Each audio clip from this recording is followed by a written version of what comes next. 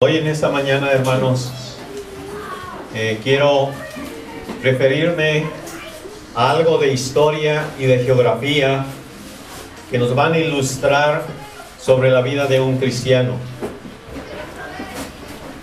Algo histórico que sucedió hace algunos milenios y algo geográfico en la tierra de Palestina.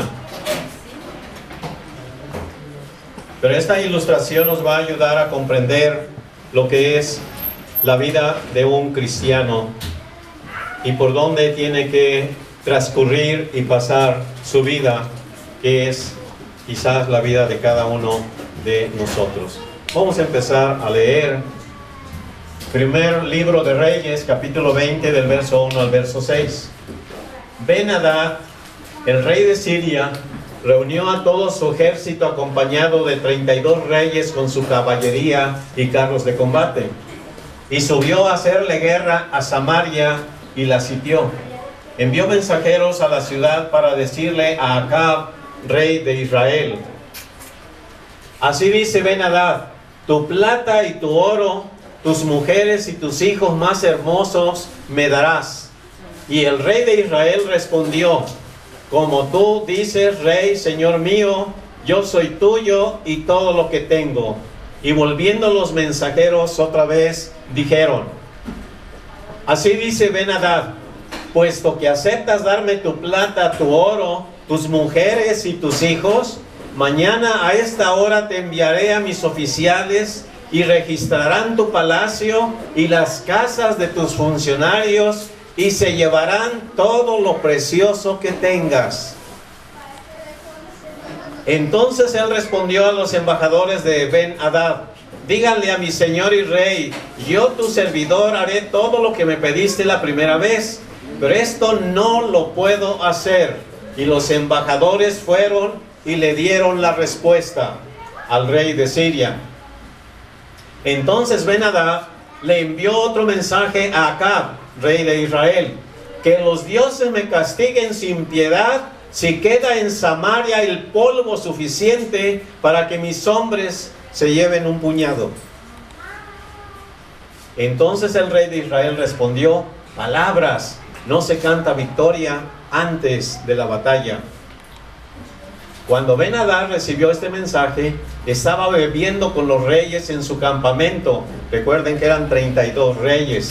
De inmediato les ordenó a sus tropas: a las armas. Así que se prepararon para atacar la ciudad.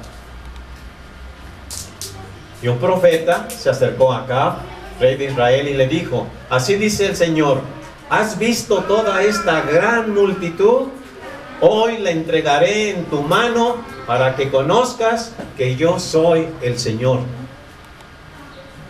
Más tarde se presentó el profeta ante el rey de Israel y le dijo: ve, fortalécete, traza un buen plan y considera y mira lo que has de hacer, porque el año entrante el rey de Siria vendrá otra vez contra ti.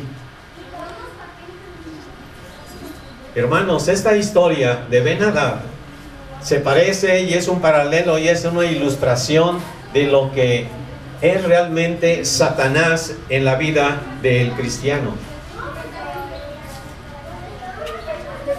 Por eso nos dice en la primera de Pedro 5:8: sean de espíritu templado y estén alertas. Su enemigo el diablo anda como león rugiente buscando a quien devorar. Como Ben-Hadad, entonces Satanás quiere destruir el matrimonio, Satanás quiere destruir a los hijos, Satanás quiere acabar con la relación familiar, Satanás quiere saquear el hogar. Como Ben-Hadad, voy a mandar a mis funcionarios y que registren palacio y todas las casas y se lleven todo lo de valor que tú tengas. Satanás quiere acabar con la paz y el gozo que Dios nos ha dado a los cristianos. Satanás quiere destruir y llevarse todo lo que usted tenga de valor en el aspecto espiritual. Este es nuestro enemigo poderoso. Sin embargo, en el libro de Juan, capítulo 10, verso 10, nos dice Jesucristo: El ladrón solo viene para robar y matar y destruir. Es su obra que hace Satanás. Yo he venido para que tengan vida y para que la tengan en abundancia, en paz y en gozo. Así que Satanás lo que quiere es destruir matrimonios, dividir familias, destruir a los hijos que vayan por el camino equivocado. Quiere acabar con la poca o mucha felicidad, la paz que tiene un cristiano. Quiere acabarla totalmente, porque él disfruta destruyendo a los seres humanos. Así como Ben-Hadad estaba dispuesto a destruir a Samaria, al pueblo de Israel. Un año después, recuerden que el profeta dijo: hazte un buen plan, no te duermas, Acab, rey de Israel, tienes que estar alerta, porque Ben-Hadad atacó y tú lo venciste y él se retiró, pero después de un año va a volver nuevamente. Y nuevamente, cuando Satanás ataca a un cristiano, no solamente momentáneamente lo deja, vuelve nuevamente a atacar. Y nuevamente, ahora, después de un año, seguimos leyendo en primero libro de Reyes 20, 22 y 23. Los funcionarios del rey de Siria le aconsejaron: los dioses de los israelitas, porque ellos pensaban que eran varios dioses, aunque Israel solamente tenía un solo Dios. Los dioses de los israelitas son dioses de las montañas, por eso nos ganaron, por eso nos vencieron, porque son dioses que gobiernan las montañas. Por eso son más fuertes que nosotros. Pero si peleamos contra ellos en el valle, allí sí les vamos a ganar, sin duda los venceremos. Satanás también ataca en el valle. ¿Qué quiere decir? Cuando Satanás ataca en la montaña es porque a usted le está yendo todo bien, porque usted tiene un panorama maravilloso, porque le va bien en su trabajo, porque tiene quizás dinero suficiente, porque tiene buena salud, porque no tiene enemigos, porque tiene buenos vecinos, etcétera, etcétera. Ahí está Dios, porque es Dios de las montañas.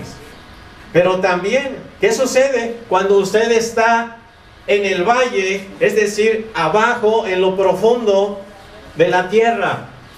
Entonces, ataca también Satanás cuando usted le va todo mal, cuando todo le sale mal. Allí está Satanás atacándolo. Al ver su ánimo caído y al verlo caído, no le va a dar la mano, lo va a seguir atacando porque ve que usted está caído. Cuando hay escasez física, también Satanás está dispuesto a atacarlo. Se va a aprovechar de esa escasez. Cuando usted se encuentra deprimido, también Satanás va a aprovechar esa oportunidad para atacarle y para decirle: Dios no está contigo, ya te abandonó. En cualquier turbulencia de la vida que usted tenga, ahí va a estar Satanás oportunamente queriéndolo destruir en cualquier adversidad que ocurra en la vida del cristiano. Continuamos leyendo primer libro de Reyes 20, 22 y 23. Pasado el año, Ben-Hadad pasó revista a los sirios y vino a un lugar llamado Afec a pelear contra Israel nuevamente.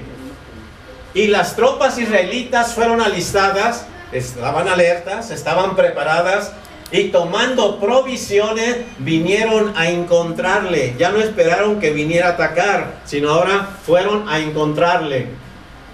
Los israelitas acamparon delante de ellos. Parecían dos pequeños rebaños de cabras. Vean la apreciación del pueblo de Israel. Parecían dos pequeños rebaños de cabras el ejército de Israel, mientras que los sirios llenaban toda la llanura de la tierra del valle.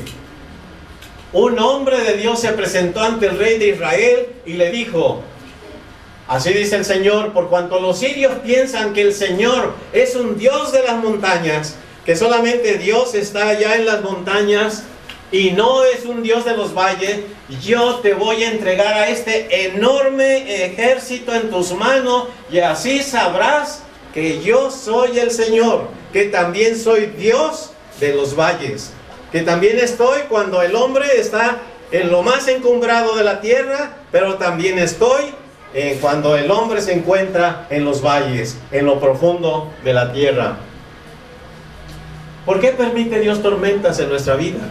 ¿Por qué permite Dios adversidades? ¿Por qué permite Dios cambios que a veces nunca esperamos en la vida? Esto nos va a ayudar un poquito más. En 1991, en Estados Unidos, en el estado de Arizona, se hizo un proyecto construyendo una burbuja gigante que abarcaba más de 7 hectáreas de tierra, y entonces ahí querían crear un ecosistema ideal. ¿Cómo deberían de vivir las personas en un ambiente totalmente aislado de contaminación, con todo lo necesario? Tenían parte de selva, tenían bosque, tenían riachuelo, tenían lagos, tenían todo lo necesario para vivir. Y allí fueron durante 2 años, 8 personas vivieron en ese ambiente protegido por una enorme burbuja. Este proyecto fracasó totalmente porque las personas no se pudieron relacionar apropiadamente. Pero se descubrió algo importante. Los árboles que había dentro de la burbuja no se desarrollaban, no crecían. A una determinada altura se quebraban, se rompía el tronco. Nunca desarrollaron altura porque no había vientos fuertes que lo empujaran, porque no había tormentas que los hicieran resistir. Por esta razón, por la falta de tormentas y por la falta de un viento fuerte, no pudieron crecer ni llegar a ser fuertes. ¿Nos da esto una importante lección para los cristianos? ¿Por qué Dios permite a veces que llegue la tormenta y los vientos fuertes a la vida de cada uno de ustedes? Porque si no llegan esos vientos, el árbol en ese movimiento y con el aire se va fortaleciendo, las raíces van penetrando más en tierra y se van afianzando de tal manera que puedan resistir aún vientos y tormentas más fuertes. Eso es lo que hace fuerte a un árbol, y eso también es lo que hace fuerte a un cristiano cuando pasa a través de tormenta, a través de tribulación, a través de adversidades. Lleno de fe, su fe sale más fuerte y sale más fortalecido aquel cristiano con su confianza en Dios. Primera de Pedro 1, 5 al 6 dice: mediante la fe ustedes son protegidos por el poder de Dios para la salvación que está preparada para ser manifestada en el último tiempo, en lo cual ustedes se regocijan grandemente. Nos regocijamos todos los cristianos en las promesas de Dios, aunque ahora por un poco de tiempo, si es necesario, si Dios ve que es necesario, que necesitamos ser fuertes como cristianos en nuestra fe, en nuestra confianza en Dios, si es necesario que ustedes sean afligidos con diversas pruebas. No aclara qué tipo de pruebas, sino que al cristiano le pueden venir diferentes tipos de pruebas. Puede ser salud, puede ser física, puede ser de casa, puede ser de finanzas, puede ser de enfermedad, pueden ser de diferentes pruebas, tribulaciones, adversidades, problemas familiares, etc. Pero si es necesario que el cristiano sea afligido con diversas pruebas, para que de allí salga victorioso con una fe todavía más fuerte de la que se tiene. La Biblia nos menciona acerca de 3 valles. Cuando estamos en la cumbre es más fácil, cuando todo nos va bien, pues viva la alegría, el gozo, me aumentaron el salario, tengo planta en el trabajo donde estoy, tengo una casa que acabo de comprar, ya terminé de pagarla, tengo mucho trabajo, estoy feliz, estoy en el pináculo de todo lo óptimo en esta vida. Ya, lógico, todo le agradecemos a Dios porque de Él vienen todas estas bendiciones. Pero cuando estamos en los valles, a veces no queremos pasar por el valle. ¿Por qué? La Biblia nos habla, y esto nos va a ilustrar, la vida de un cristiano tiene que pasar a través de algunos valles. ¿Y qué tienen estos valles que nos habla la Biblia? Veamos uno de ellos, el valle de Refaim. El valle de Refaim, era necesario pasar por ese valle para llegar al templo de Dios y para adorar a Dios. O sea, era necesario que los israelitas tuvieran que meterse a través de este valle, el cual tenía espinas, tenía también árboles de mora, también, pero estaba propiamente desértico. Como ustedes aprecian, no hay mucha vegetación, no es una tierra fértil, sino es un valle totalmente árido. Y para ir al templo a alabar a Dios, principalmente cuando los israelitas celebraban la Pascua, tenían que atravesar por este valle. Y era necesario atravesar por este valle, no había otra forma para llegar a alabar a Dios y regocijarse en Él, en el templo que estaba en Jerusalén. Cuando el profeta Samuel unge a David como rey de Israel, ocurre algo. Y esto nos habla también a veces lo que sucede con nosotros en la vida cristiana. Segundo libro de Samuel, capítulo 5, 17 al 19. Al oír los filisteos eran los enemigos de Israel. Al oír los filisteos que David había sido ungido rey de Israel, ¿qué creen? ¿Fueron a felicitarlo?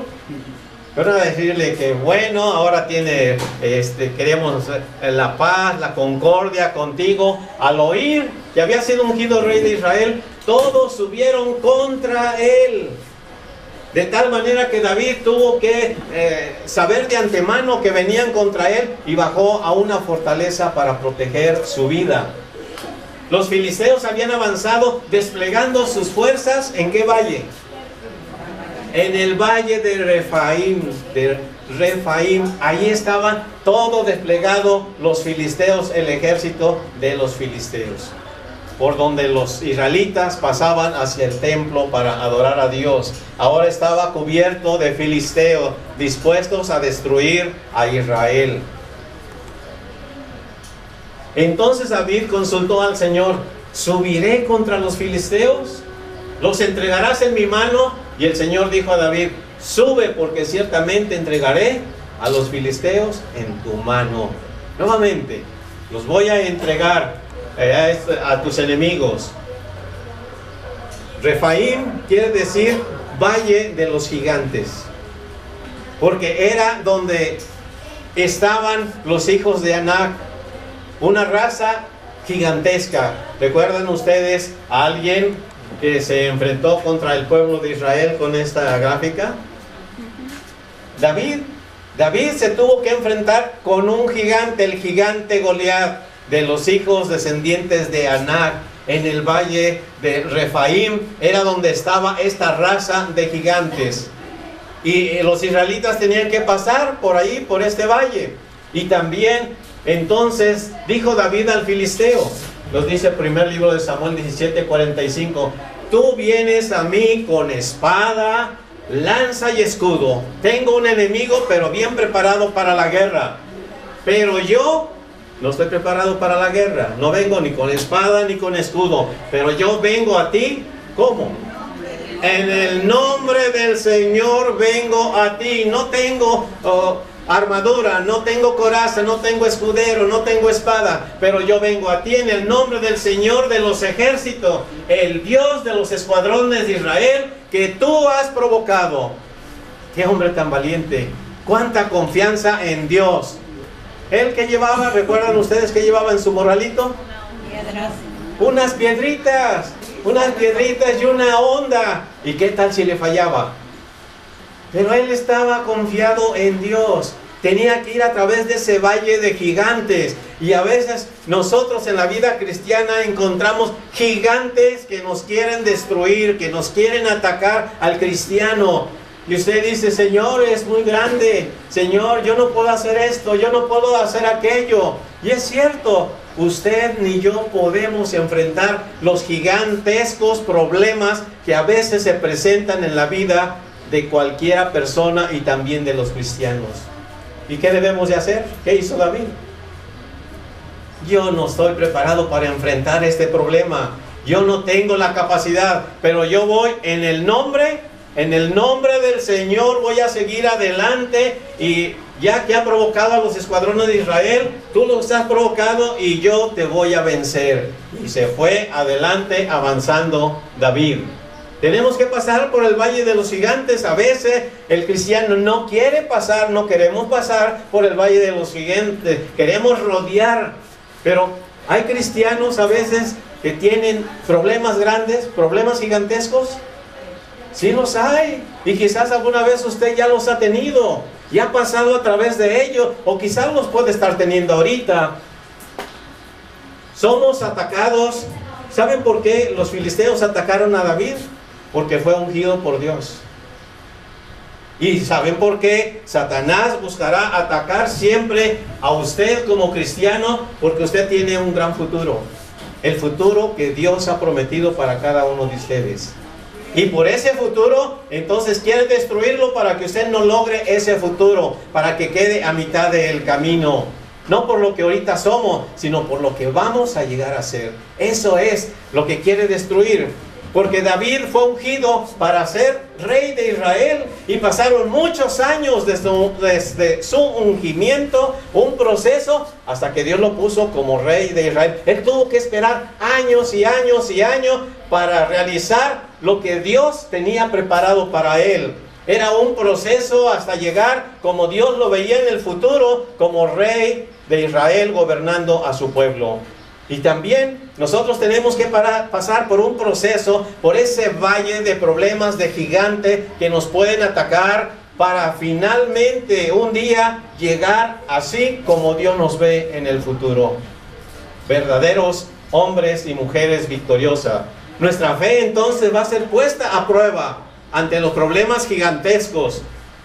Vamos a ver entonces, cuando viene un problema gigante a nuestra vida, nos sentimos pequeños. Y eso es bueno, porque nos humillamos ante Dios. Comenzamos a reconocer que no somos nada en este mundo. No somos nada ante la enfermedad difícil que podamos contraer. No somos nada ante los problemas financieros. No somos nada ante los problemas de la familia. Nos damos cuenta que a veces tenemos unos problemas grandes, enormes, quizás en el negocio, donde usted se dedique. Ahí quizás va a haber un problema. Y usted va a tener que pasar a través de ese valle. Pero puede pasarlo confiando, teniendo fe en Dios. Porque vemos nuestra pequeñez y solamente nos afianzamos y nos agarramos de las manos de Dios. ¿Pero por qué? Porque nuestra victoria es segura. Eso es seguro. Usted va a triunfar, usted va a seguir adelante, no importa los problemas que tenga, Dios lo va a sacar adelante si usted tiene fe y se agarra de las manos de Dios y confía en Él, que lo saque adelante fuera del valle de los gigantes. El valle de Baca, Baca con B grande, aunque en la ortografía castellana Baca va con B chica. Este es Baca. El valle Baca, que en hebreo es una palabra hebrea que significa lágrimas. ¿Le gustaría a usted ir de paseo por este valle? No. Está muy grande, está muy extenso. Podemos tener libertad de ir por donde nosotros queramos. Nadie nos va a impedir ir por este valle. Pero es el valle de las lágrimas. ¿Por qué es el valle de las lágrimas? El Salmo 84 también nos narra de cómo los israelitas, cuando iban a Jerusalén, muchos de ellos que venían de otra parte, tenían que pasar por el valle de Baca, es decir, por el valle de las lágrimas, que no es muy agradable hacer caminata por toda esta parte desértica de este valle. El Salmo 84, 5 y 6 nos dice: dichoso el que tiene en ti su fortaleza, el que está fortalecido en Dios, en cuyo corazón están sus caminos. Nadie se los puede arrancar. Tendrá que pasar el valle de Baca, podrá pasar por el valle de las lágrimas. Y esto, después de pasar el valle de las lágrimas, esta vida se va a convertir en una región de manantiales. También las lluvias tempranas van a cubrir de bendiciones este valle árido que está, si pasamos a través de este valle. Irán de fortaleza en fortaleza y verán a Dios en Sión. ¿Vale la pena atravesar el valle de lágrimas? No es muy agradable. Dicen que esta vida es un valle de lágrimas. Quizás para usted, para mí, para cualquier otra persona. Pero una cosa es que nosotros tengamos una meta. Que sabemos que a través de ese valle también Dios es un Dios de los valles, no solamente de las montañas, sino es un Dios que está con nosotros aún en las partes más áridas de nuestra vida, cuando estamos secos, cuando hace falta propiamente el agua. Este valle presenta una imagen real de la vida humana. Así es como es la vida. Vivimos en un valle de lágrimas. ¿Recuerdan ustedes a Pablo y Silas? Hombres de Dios. Y sin embargo, ellos fueron injustamente encarcelados y los pusieron en el calabozo más profundo de la cárcel. Les pusieron cepos en sus pies para que no se pudieran mover. Eso era una posición demasiado incómoda y sufrida porque ellos no se podían parar. Sin embargo, nos dice el libro de los Hechos 16, 23 al 25, después de darles muchos azotes, los echaron a la cárcel, ordenando al carcelero que los guardara con seguridad, el cual, habiendo recibido esa orden, los echó en el calabozo interior, en el más profundo, y les aseguró los pies en el cepo para que no se fueran a escapar. Como a medianoche, Pablo y Silas, ¿qué hacían? ¿Cómo pasaban? ¿Cómo es más llevadero pasar por el valle de lágrimas? Oraban y cantaban himnos a Dios, y los presos oían. Ellos estaban dando testimonio a los presos, y de repente se produjo un terremoto. Era la mano de Dios interviniendo por ellos, diciendo: aquí estoy, aunque ustedes estén en este valle de lágrimas, en el calabozo y en la cárcel, injustamente, yo estoy con ustedes. De repente se produjo un gran terremoto, los cimientos de la cárcel se movían y todas las puertas se abrieron y las cadenas de todos se soltaron. ¿Quién intervino ahí? Era Dios. Es porque es Dios también de los valles. Es Dios también cuando uno está de capa caída. Es Dios cuando le cometen a usted una injusticia. Ahí está Dios con usted. No lo ha abandonado. Satanás quiere que usted piense que Dios lo abandonó, que Dios ya no le quiere, que Dios le ha olvidado. Pero esa es la labor de Satanás. Tenemos que pasar nuestra fe, confiar en Dios, que si Él va con nosotros, pasaremos por el valle de las lágrimas. ¿Conocen ustedes a un personaje que pasó por el valle de lágrimas? Con tremendas lágrimas. Jesús. Isaías 53 dice respecto de Jesucristo: fue despreciado y desechado entre los hombres, varón de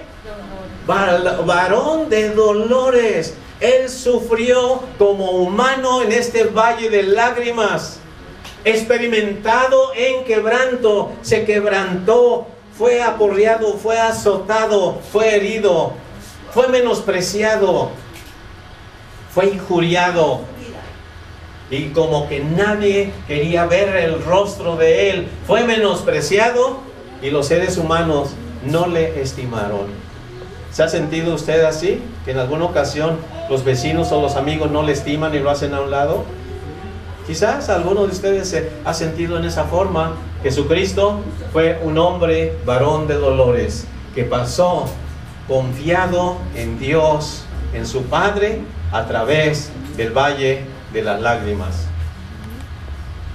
Atravesar el valle de las lágrimas es necesario cruzarlo a veces en la vida cristiana, pero no se quede ahí. No se quede ahí toda la vida llorando, no. Es necesario cruzarlo. Cristo lo cruzó por nosotros. Nosotros podemos cruzarlo acompañados de Él. Ponga su mirada en Jesús. No ponga su mirada en las lágrimas, en el sufrimiento, sino en lo que va a haber después de ese sufrimiento. Como Jesucristo, ¿por qué soportó la ignominia de la cruz y los maltratos? Por amor al futuro, por usted, por mí. Es necesario atravesar el valle de lágrimas para llevar esperanzas al triste. ¿Podemos nosotros llevar esperanza a aquel que no tiene esperanza? aquel que está con un corazón árido, que no encuentra un sentido a la vida humana. Jesús es el mejor compañero de viaje a través del valle de Baca, el valle de lágrimas, y cruce con el gozo del Señor. Si usted va por el desierto, vaya mejor cantando, se le va a hacer el camino más corto. ¿Le ha tocado a usted en alguna ocasión que va algo lejos y luego hay muchos problemas y se pone a cantar y va cantando y ya con ese gozo, con esa alegría, y cuando menos ya llegó, ya pasé lo más duro? Así es también la vida del ser humano, de un cristiano. Usted puede ir con gozo en el Señor, cruzando a través de los problemas en nuestra existencia. Llegamos al valle de los huesos secos, donde están todos esos huesos muertos, secos totalmente. Nos dice la Biblia acerca de este valle. Ezequiel 37, 1 al 6. La mano del Señor vino sobre mí, su espíritu me llevó y me puso en medio del valle que estaba lleno de huesos. Me hizo pasear entre ellos, no rodearlo, pasear entre los huesos secos. Dios lo hizo pasear y vi que eran muchísimos sobre la superficie del valle y estaban muy secos. Podemos decir que eran huesos totalmente muertos, totalmente secos. Y me dijo: hijo del hombre, ¿podrían revivir estos huesos? Y yo le contesté: Señor Dios, tú lo sabes. Yo no sé si puedan volver a vivir de todo esto osamenta y calaveras que hay por aquí. Entonces me dijo: profetiza sobre estos huesos. Habla las palabras de Dios a estos huesos. Hablarle ¿no se les hace una orden para el profeta, experto en hablar la palabra de Dios, hablarle a los huesos secos, si no había ningún viviente ahí? Y diles: huesos secos, ¿qué deben de hacer? Escuchen la palabra del Señor, huesos secos. Parece ser que es como una voz en el desierto. Así dice el Señor Dios a estos huesos: yo les daré aliento de vida y van a volver a vivir. Les pondré tendones, haré que les salga carne, los cubriré de piel, les daré aliento de vida y así van ustedes a revivir estos huesos. Entonces sabrán que yo soy el Señor. Y comenzaron los huesos, en esta gráfica, comenzaron a integrarse las personas, a revivir. Ezequiel 37, 11 y 14. Me dijo luego: hijo del hombre, todos estos huesos son la casa de Israel, es mi pueblo. Representan estos huesos mi pueblo. Ellos dicen: nuestros huesos se secaron, pereció nuestra esperanza, estamos completamente destruidos. Así se parece como cuando un cristiano está pasando por una tribulación. No tengo esperanza, estoy destruido, estoy acabado, ya no tengo esperanza de nada. Pereció toda esperanza del pueblo de Dios. Ya no tiene esperanza, ya no tiene alientos de nada. Se siente caído, se siente derrotado. Y dice: Dios, yo los voy a volver a revivir. Pondré mi espíritu en ustedes, eso es lo más importante. Yo voy a poner mi espíritu en ustedes y ustedes vivirán, y los voy a meter hasta la tierra que les he prometido. Entonces sabrán que yo, el Señor, he hablado y lo he hecho, declara el Señor. ¿Hablar a los huesos secos? Sí, es también función de todo cristiano, hablar la palabra de Dios. ¿A quiénes? Aquellos que están muertos en delitos y pecados, aquellos que no tienen esperanza en la vida, aquellos que no saben por qué venimos a la existencia. Tenemos que confiar que el Espíritu Santo, no nuestras palabras, sino el Espíritu de Dios es el que va a dar vida y va a dar convicción a aquellos seres humanos que están muertos espiritualmente. Vamos a soplar vida a esos muertos, vamos a llevar esperanza a personas tristes que no encuentran ningún gozo en la vida. Vamos a llevarles al gozo de Dios. Vamos a hacer quizás una voz en el desierto. Muchas ocasiones quizás usted dice, ¿para qué les digo algo? Pues no escuchan, ¿no? Usted hábleles. Son huesos secos. Pero confíen no en que sus palabras lo van a hacer revivir. No confíen que usted va a convencer a otra persona. Es el Espíritu de Dios el que convence, el que da convicción a la persona. Pero necesita que usted hable, que usted comparta. De tal manera que a veces tenemos una voz en el desierto, pero es necesario revivir de nuevo. Y cuando una persona revive de nuevo, es como los huesos revivieron. Nuevamente volvieron a nacer. Un nuevo nacimiento. Y dijo Jesucristo, el que no naciere de nuevo, no entrará en el reino de los cielos. Vamos a escuchar una melodía referente, un himno referente a este mismo aspecto de los huesos secos. Todo el mundo que están soplando vida. Soplan vida en muchos lugares, en hospitales, en orfanatorios, en hogares de ancianos. Muchos soplan vida yendo a las naciones como misioneros para llevar pan y vida a los que no tienen esperanza. Muchos son líderes, pastores de iglesias, comunidades, líderes de jóvenes en diferentes lugares del mundo. Y muchos, como nosotros, soplamos vida a través de nuestras canciones, a través de nuestros conciertos. Y todos aquellos que están involucrados en algún tipo de servicio a Dios, servicio a la gente, al ministerio, pasarán por momentos de frustración, pasarán por momentos de futilidad, en los que tal vez se cuestionan si lo que están haciendo realmente vale la pena. Se cuestionan si realmente están teniendo los resultados que les gustaría tener. Y muchos se desanimarán, muchos pensarán en la renuncia, pensarán en la jubilación. Y esa canción que vamos a cantar ahora, que se llama Soplando Vida, habla precisamente de eso, de esos deseos que vienen al corazón de muchas personas, como que me gustaría retirarme, me gustaría irme a vivir a otro lugar donde ya no tenga que estar en medio de tantos problemas y de tantas situaciones. Pero nuestro corazón siempre nos dice que todavía no.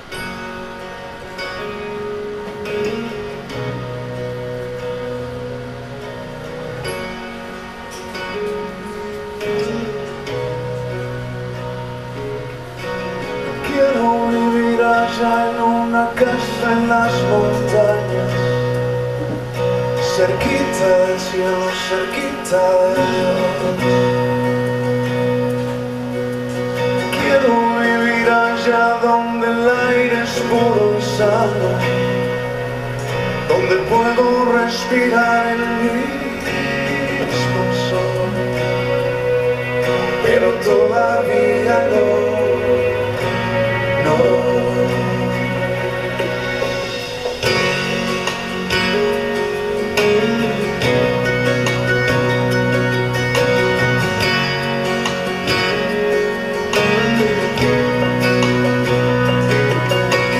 Quiero vivir allá donde el río es abundante, cerquita del cielo, cerquita de Dios. Allá donde un día sé llevarme, donde puedo respirar el mismo sol, pero todavía no. Y aquí estoy, en este valle de huesos estoy, soplando vida y aliento, aquí estoy, en este valle tan desierto, tan sediento de tu amor, aquí estoy.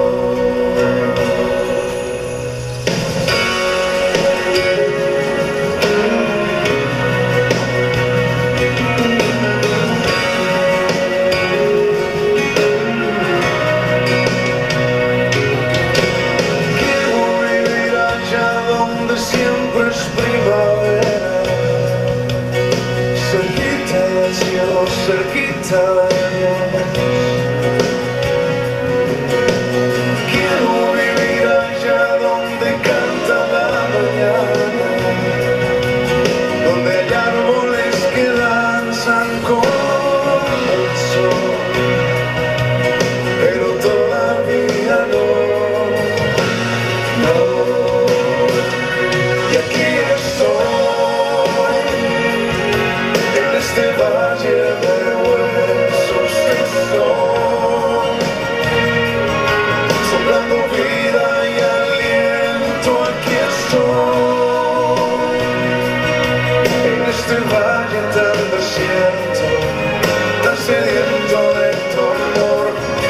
estoy,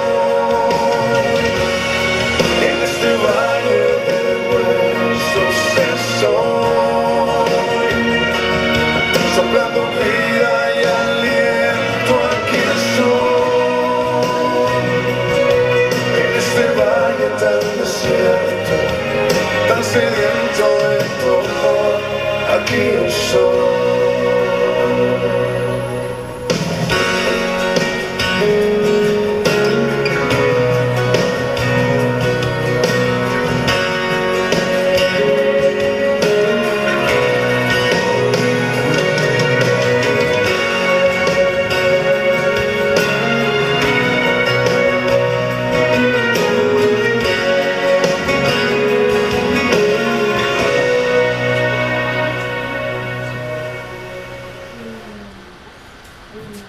Pues cuando pasamos, hermanos, por un valle de huesos secos, cuando vemos cómo vive este mundo y todo el amor que le hace falta, el amor de Dios a los seres humanos, la razón para vivir, el gozo en el Señor, aún en la adversidad, podemos nosotros, al pasear por el medio de ellos, soplar vida, soplar esperanza.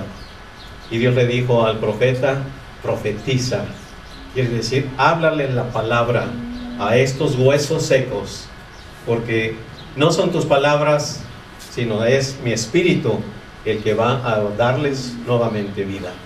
Y realmente cuando encontramos a una persona que ha caído realmente en lo más profundo de la maldad, y alguien le habla de la palabra de Dios, aparentemente no hace ningún efecto, pero es el Espíritu Santo de Dios el que trabaja.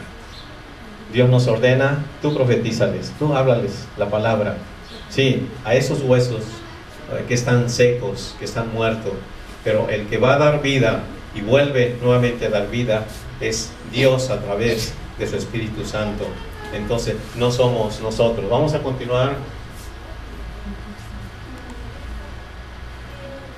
Dios es entonces un Dios de montañas y de valles.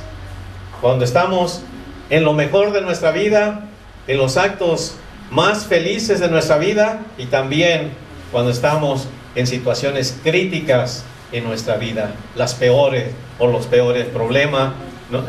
Ahí está Dios también, como estuvo con David para pelear contra el gigante Goliat, como está el Espíritu Santo de Dios reviviendo aquello muerto en el campo de huesos, en el valle de los huesos secos.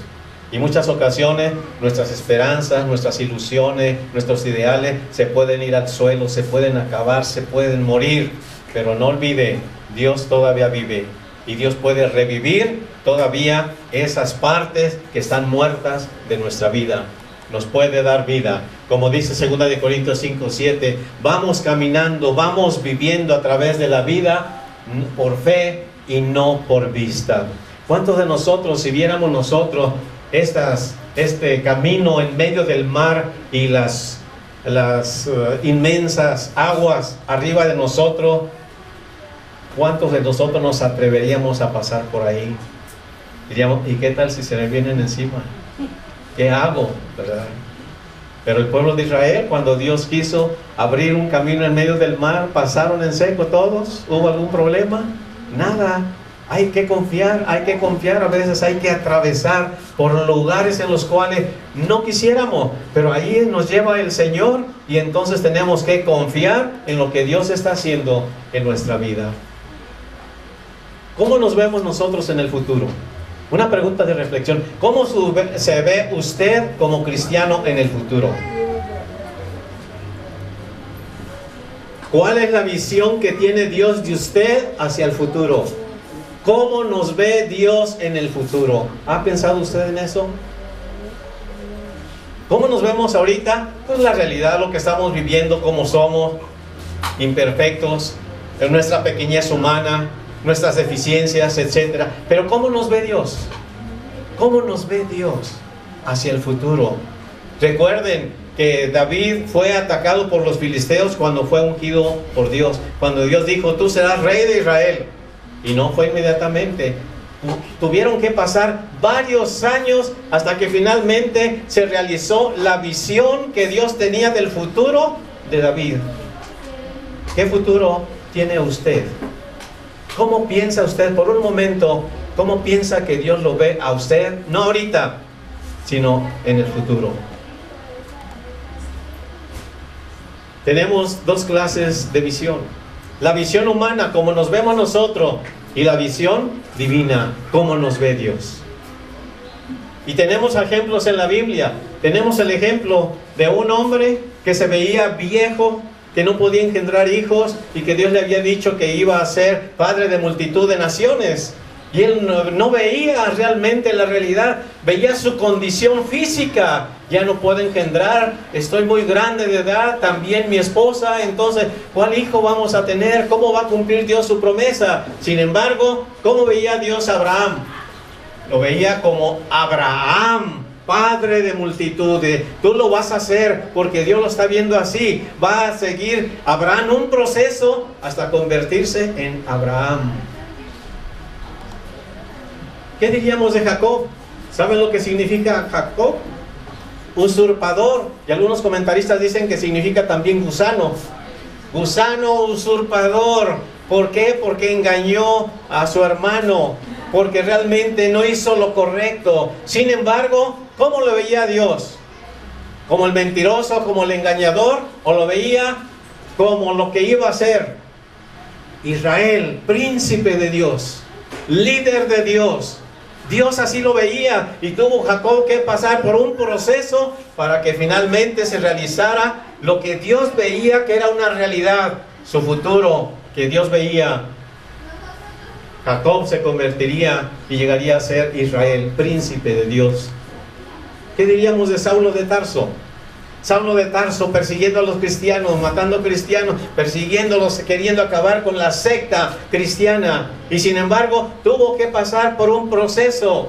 Dios, ¿cómo lo veía? No como el enemigo, no como el perseguidor. Lo veía como el misionero de su evangelio. Lo veía como el que iba a plantar muchas iglesias a través de toda Asia Menor. Lo veía realmente como lo que iba a ser el apóstol Pablo en toda su grandeza. Hermanos, ¿cómo nos ve Dios? ¿Qué obstáculos tenemos a veces para vernos como nos ve Dios? Un obstáculo es que solamente vemos nuestra realidad, nuestras deficiencias, cómo somos como seres humanos, vemos nuestra pequeñez y pensamos que eso es lo que Dios está viendo. Dios sabe que somos pequeños, que somos insignificantes, que tenemos naturaleza humana. Y también a veces nosotros no nos vemos como Dios nos ve porque no contamos con provisiones. ¿Cómo va Dios a realizar mi vida hacia ese futuro, esa visión que Dios tiene de mí? Yo no estoy preparado, yo no he estudiado, no tengo dinero, tengo estos problemas. ¿Saben lo que significa provisión?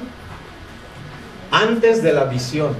Lo que viene antes de la visión. Pero Dios nos va a llevar a través de un proceso para convertir en realidad la visión que Dios tiene de usted y de mí. Dios lo va a hacer, nadie se lo va a impedir. Aunque nosotros estemos en contra de Dios, como Saulo, enemigo de Dios. Sin embargo, Dios lo llevó a un proceso para convertirlo en un misionero.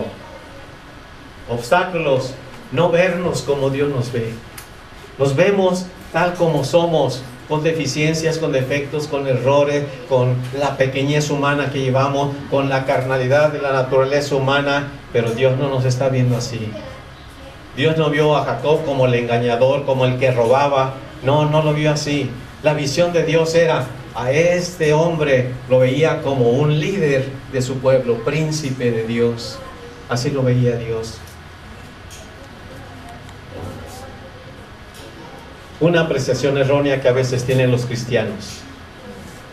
El cristiano aquí está apachurrado porque es un fracaso. Y quizás a veces nos podemos sentir así. ¿Qué hago? Yo soy un fracaso, no esto, lo otro, aquello. Y sentimos que no estamos haciendo muchas cosas que podíamos hacer. Pero espérese, Dios no lleva prisa. Estamos en un proceso como en una fábrica que entra la materia prima y no sale todavía el producto terminado, tiene que estar en un proceso, tiene que pasar el proceso hasta que finalmente sale el producto totalmente acabado y terminado. Así quizás nos vemos en algunas ocasiones, más cuando estamos en los valles, en las situaciones críticas de nuestra vida cristiana. ¿Cómo nos ve Dios? Dios nos ve que usted y yo estaremos reinando con Cristo. Dios nos ve en un trono. Dios nos ve participando de su vida espiritual. Dios nos ve participando de su gozo, de su amor, de su poder, porque Él es generoso. Dios nos ve como lo que vamos a llegar a ser con ese futuro glorioso que Dios ha preparado para todos los seres humanos. ¿Y quién lo va a impedir? ¿Quién va a impedir que se logre esa visión que Dios tiene? ¿Tendrá Dios poder para lograrla? ¿Por qué no nos vemos como lo que vamos a llegar a ser? ¿Por qué no nos vemos como Dios nos ve? Eso nos va a dar esperanza, eso nos va a llenar de aliento, eso nos va a llenar de entusiasmo. Eso va a hacer que el Espíritu de Dios trabaje fuertemente en nosotros para llegar a ser y convertir en realidad la visión que Dios tiene de usted y que Dios tiene también de mí. Oremos, hermanos. Señor Dios, te damos muchas gracias porque sabemos que tú eres un Dios de amor, un Dios que nos amaste tanto que diste a tu Hijo Jesucristo para que muriera por nosotros en el Calvario sin merecerlo. Gracias, Señor, porque cuando murió Jesucristo en el Calvario y en esa cruz, fueron perdonados nuestros pecados y estamos limpios ante tus ojos, aunque nosotros nos veamos con defectos y nos consideremos a veces que no estamos limpios. Tú nos ves a través de la sangre del sacrificio de Cristo como seres humanos limpios, como lo que vamos a llegar a ser, como tus hijos muy amados, que estaremos en tu reino participando de la vida fabulosa y grandiosa que tú disfrutas. Gracias, Señor, porque sabemos que tú eres un Dios que estás en los momentos más felices de nuestra vida, cuando estamos en la cumbre de la montaña, y también, Señor, tú estás con nosotros cuando estamos en lo profundo del valle en nuestra vida cristiana. Gracias, Señor, porque tú has prometido que jamás nos abandonarás y que tu amor es tan grande y tan infinito, Señor, que tú harás realidad lo que nosotros no podemos hacer. La visión, la meta que tú tienes en la vida de cada uno de nosotros.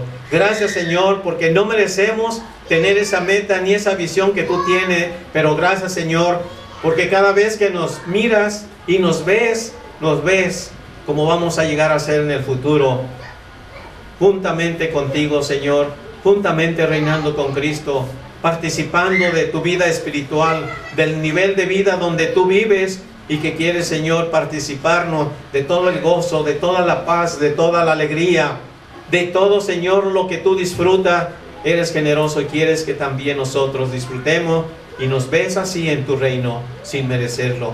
Gracias, Señor, por tu gracia divina, porque a través de esa gracia tú lograrás que nosotros estemos en tu reino sin merecerlo, por tu infinito y por tu grande amor que tienes para todos nosotros. Gracias, Señor, desde lo profundo de nuestro corazón, porque sabemos que tú eres un Dios de montañas y también eres un Dios de valles en nuestra vida cristiana. Gracias, Señor, porque sabemos que podemos caminar a través del valle llenos de esperanza, sabiendo que tú nos llevarás un día a ese reino prometido, así como llevaste al pueblo de Israel a su tierra prometida. Gracias, Señor, porque sabemos que tú lo harás y no hay poder que se oponga, ni enemigo que venza, Señor, y haga fracasar la visión que tú tienes para cada uno de nosotros. Desde lo más profundo de nuestro corazón, Señor, te agradecemos el plan maravilloso para cada vida de cada uno de nosotros. En el nombre de Jesucristo nuestro Salvador. Amén. Amén.